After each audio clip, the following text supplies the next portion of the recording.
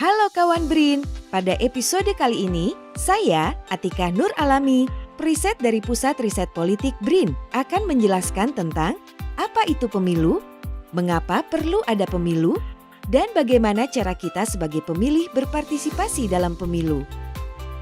Pemilu merupakan kepanjangan dari pemilihan umum. Pemilu ini berfungsi untuk pengambilan keputusan secara formal, di mana masyarakat nantinya akan memilih seseorang untuk memegang jabatan politik, yaitu presiden dan wakil presiden, anggota DPR, anggota DPRD di tingkat provinsi atau kabupaten atau kota, dan anggota DPD.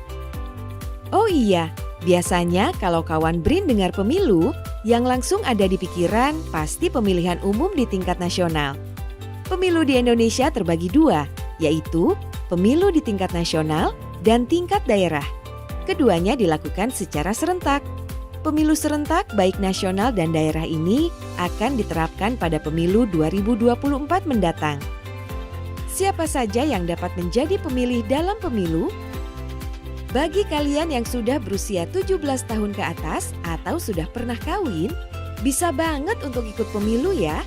Tentu bagi yang mengikuti pemilu ini wajib sudah mempunyai KTP untuk membuktikan bahwa kamu memang benar warga Indonesia.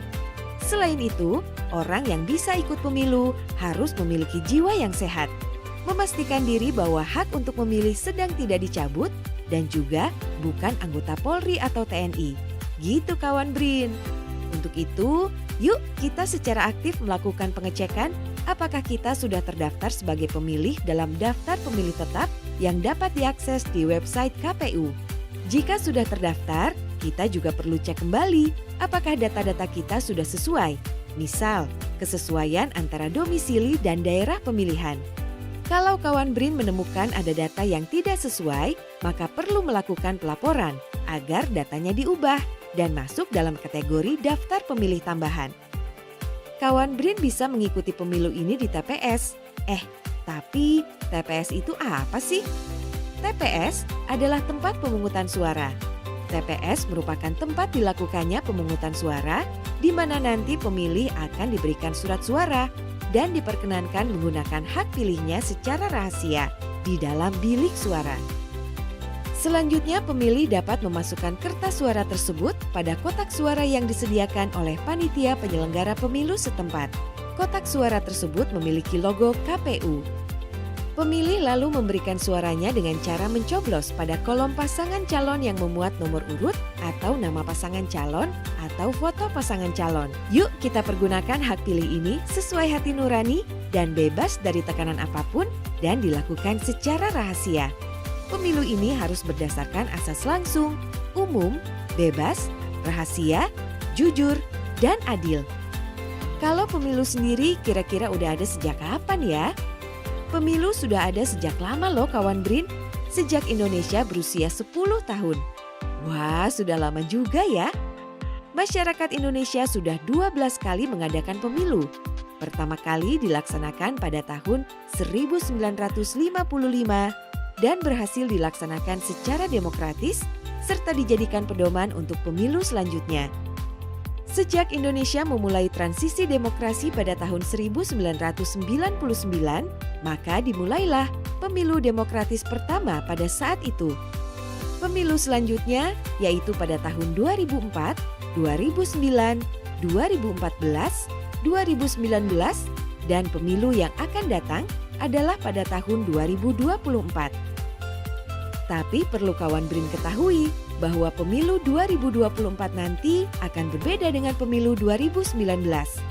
Pada pemilu 2024 nanti, pemilu presiden dan legislatif akan digabung menjadi satu, sehingga disebut dengan istilah pemilu serentak. Para pemilih akan menggunakan hak pilihnya sekaligus untuk memilih presiden, wakil presiden, anggota DPR, DPRD provinsi atau kabupaten atau kota, dan DPD. Maka nanti akan ada 5 kotak suara. Itulah sebabnya pemilu serentak disebut pemilu 5 kotak. Terus pemilu ini harus ada.